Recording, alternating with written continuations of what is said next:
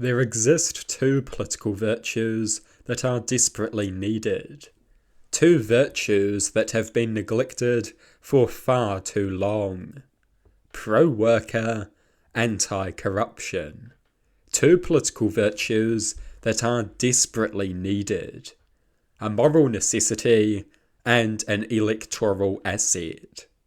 For far too long, corruption and anti-worker politics have reigned supreme. Wealth inequality has skyrocketed. Our society is more hierarchical than ever. The few possess more power than ever. The masses possess less power than ever. We live in the age of inequality. Why is this such an issue? It results in exploitation. It results in oppression. It means that influential decisions are made by rich elites. Out-of-touch rich elites who are not accountable for their decisions. They buy governments. They treat elections like auctions. They trash the environment. They mislead consumers. They exploit and endanger their workers. We desperately need an anti-corruption, pro-worker political agenda. We must restore power to the people. This is a moral necessity, and it is a massive electoral asset. Anti-corruption, pro-worker. These virtues are the key to the populist era. They have broad appeal that no other virtue possesses. They have a potential to unify the masses and quench their populist thirst. We need a revitalized political left, a left that embodies these virtues, a left that pursues policies derived from these virtues. We must build a strong association between these virtues and the political left. We must make this association common knowledge. When people think of the left, these virtues should immediately come to mind. That is the path towards victory. That is the path towards good governance. A bold embrace of these long-neglected virtues. These virtues possess inarguable appeal.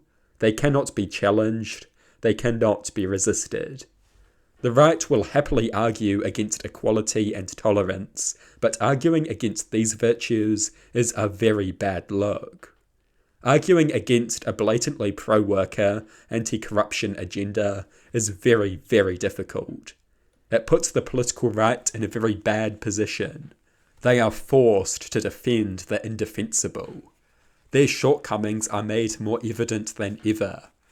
Trump owes his success to being perceived as pro-worker and less corrupt, anti-elite. But he is none of these things.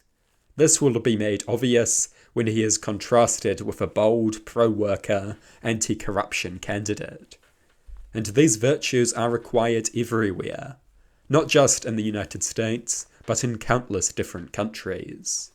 In the populist era, we need a revitalized left. A bold, pro-worker, anti-corruption left. We should be capitalizing on the desire for change. We are the left. Progress is what we have always pushed. The populist era should be our era. If we play our cards right, perhaps it still can be. Always remember that most voters don't pay much attention. Simple reputation and common knowledge is key. And in this regard, the right has outcompeted the left. We must build a strong reputation, a strong position in common knowledge.